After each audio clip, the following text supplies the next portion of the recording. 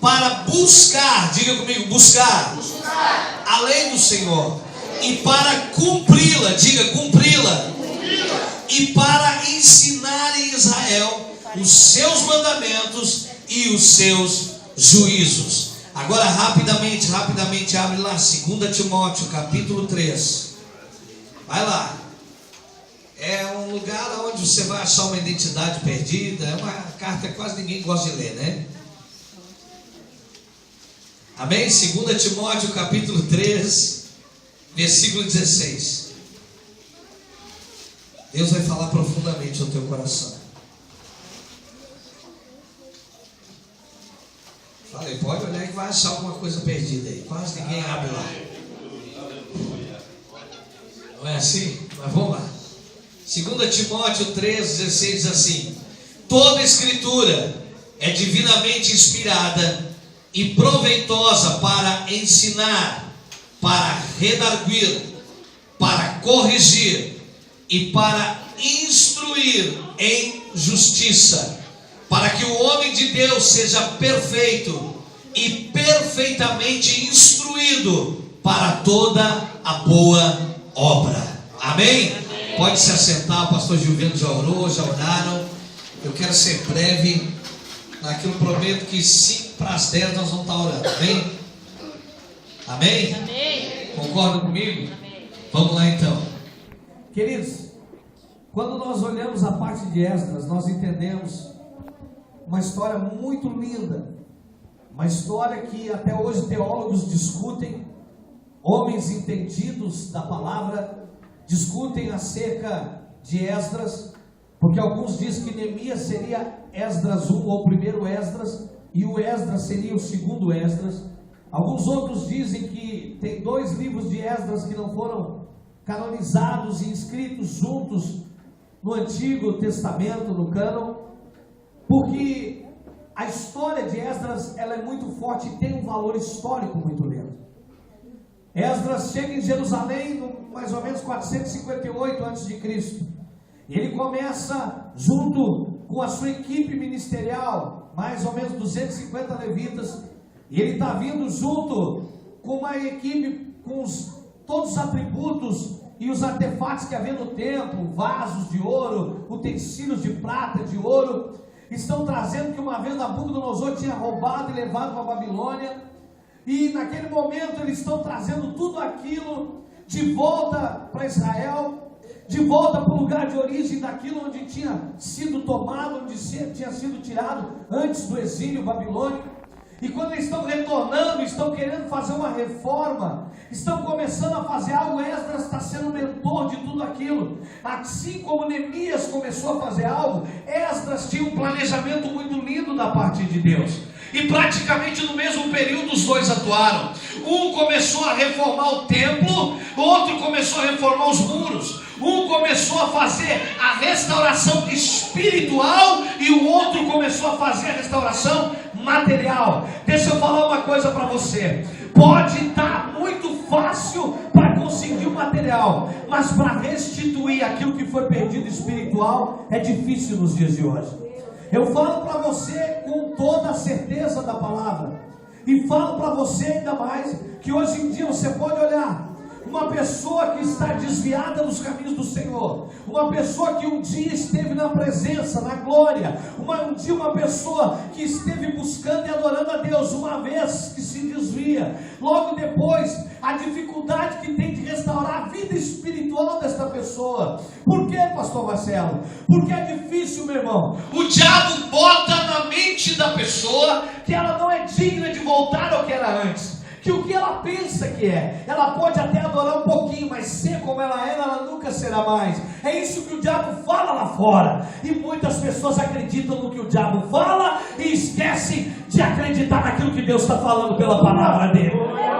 E quando eu entendo isso, querido, eu vejo Esdras numa missão quase impossível para os homens, mas para a palavra, para Deus, nada é impossível. Eu vejo Esdras dizendo: homens, vocês pegaram mulheres que não eram para vocês pegar. Jovens, vocês foram atrás de namoradas que não eram para ir buscar. Jovens meninas, vocês foram atrás de namorados que não professam a mesma fé que vocês. Esdras está dizendo, vocês vão ter que abandonar isso, vocês vão ter que entender que não é mais isso. E eu vejo Esdras no momento, meu irmão, entendendo que não é tempo de passar a mão por cima da cabeça de ninguém que está em pecado, mas é tempo de confrontar o pecado pela palavra de Deus. Por que eu estou falando isso? Porque hoje a tentação vai ser grande, jovens. Jovens e adultos, você sabe do que eu estou falando. O inimigo vai tentar de toda maneira botar uma bandeja para você, e você tem um propósito. E quando fala de não buscar jugo desigual, meu irmão, está falando que eu não tenho que buscar luta para mim. Não, eu já vi muito isso, pastor Gilmar. Muitos jovens chegaram para mim, pastor, eu estou apaixonada por ele. Eu sei que ele, vou orar, ele vai converter. Sabe o que aconteceu? Eu perdi uma ovelha, porque ela nunca conseguia converter. Mas deixa eu te falar, por quê? Porque quem não está firme na palavra, não consegue mudar nem a outra vida. Eu vou falar para você algo que Deus falou comigo sobre Esdras. Esdras estava dizendo que ele colocou no coração. Diga coração. Coração. Não, diga forte, coração. Coração. Toda vez que a Bíblia fala de coração, ela está falando de espírito. Esdras falou do seu, se ele falasse alma, se ele dissesse eu coloquei na minha alma, ele não ia ter êxito.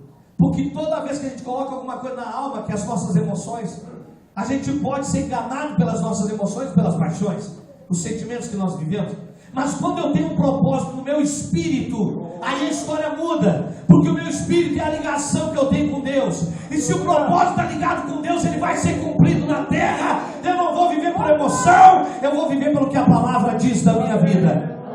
E quando Esdras está dizendo que coloca no coração, no seu íntimo, no seu espírito, que ele queria buscar, de novo, buscar, cumprir e ensinar.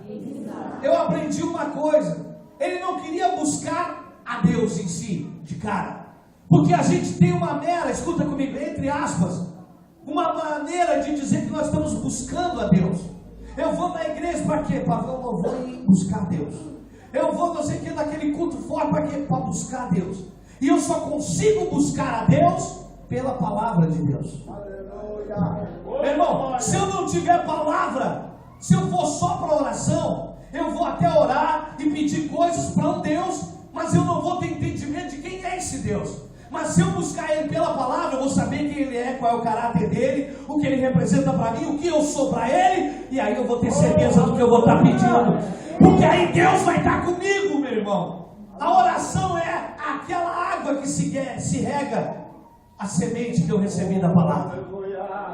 Ninguém pode buscar só por palavra. Um dia chegaram para mim e disseram para mim, você não precisa estudar, você não precisa buscar teologias, você não precisa buscar estudos, o meu segredo é a joelhologia. Quantas vezes eu ouvi isso? Meu irmão, eu acredito que Deus opera, mas a pessoa fica limitada, ela tem limites. Mas quando você busca conhecer pela palavra quem é o teu Deus, você fica ilimitado. A tua fé não fica retida em quatro paredes, a tua fé vai alcançar as nações. Se tem alguém aqui que ainda ama missões, jovens que almejam a palavra de Deus, levanta a tua mão e glorifica a Deus. Mas pensa comigo, eu não vou descobrir Deus se não for pela palavra. Esdras está dizendo, eu quero buscar a Deus. Como é que eu busco? Pela palavra. Aí ele começa a dizer outra coisa, eu coloquei no meu espírito também, que além de buscar, eu tenho que cumprir. Porque se eu não buscar e não cumprir, eu não posso ensinar. Sabe o que Deus está falando? A mesma coisa que Tiago escreve na carta: não sede só ouvintes da palavra, mas sede praticantes dela.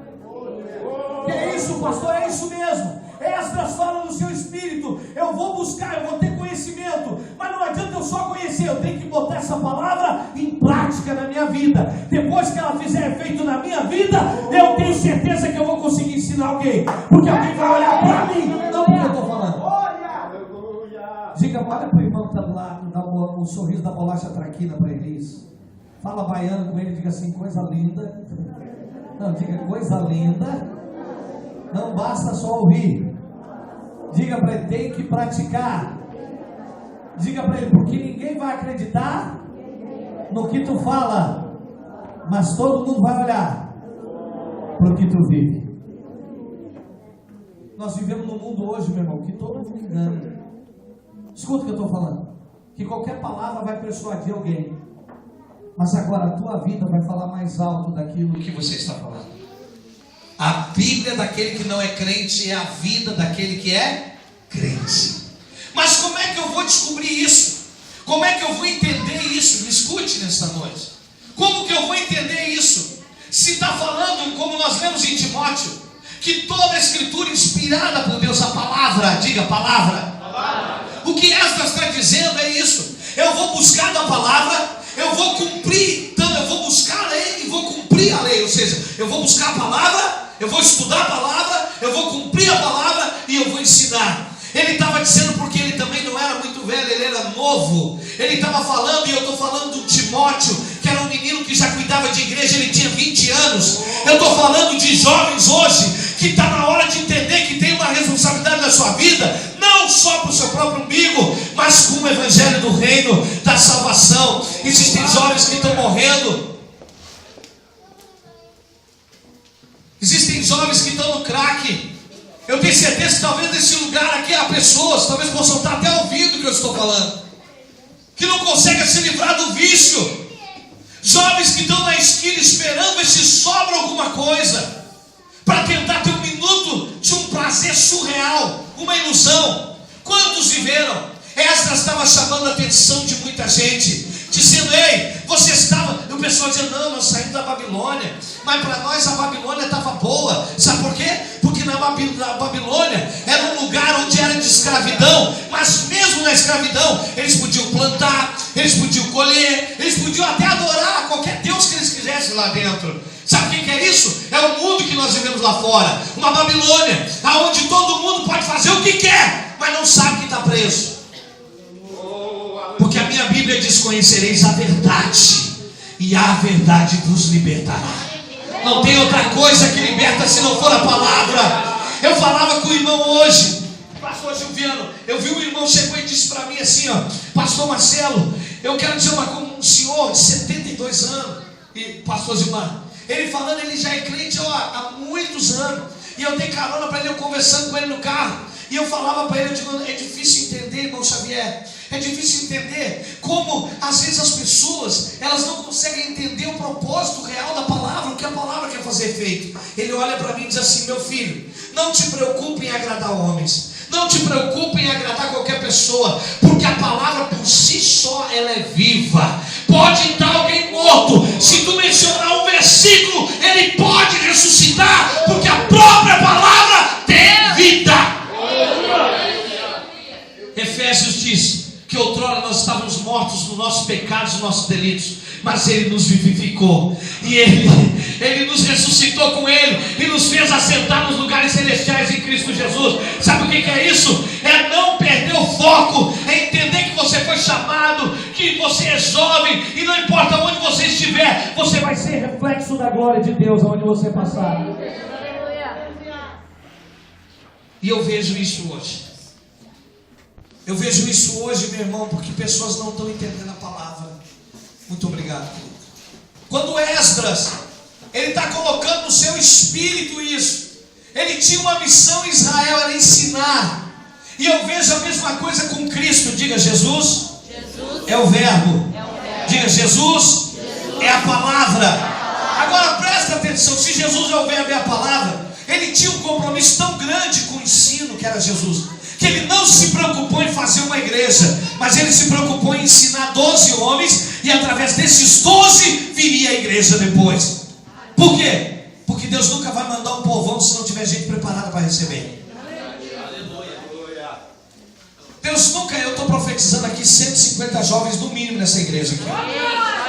Estou falando sério, no ano que vem vai ter um pré-congresso de novo, e se eu estiver aqui, vai ter jovem que vai estar tudo, não sei como é que vai ser, telão na rua, vão fechar a rua, não sei o que vai ser, mas eu só sei de uma coisa: vai acontecer, porque é uma palavra de vida, uma palavra profética sobre este lugar, aqui, agora, neste momento, e em nome de Jesus eu creio nisso.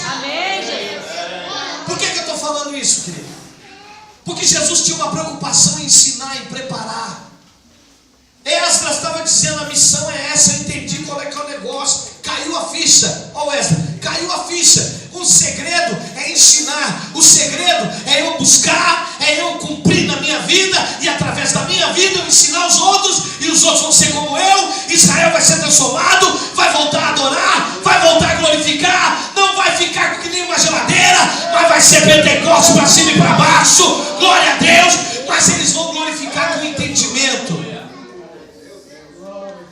Eu falei outra coisa outro dia, pregando, eu disse assim, gente, tem gente que Jesus vai lá e faz um milagre, quem crê?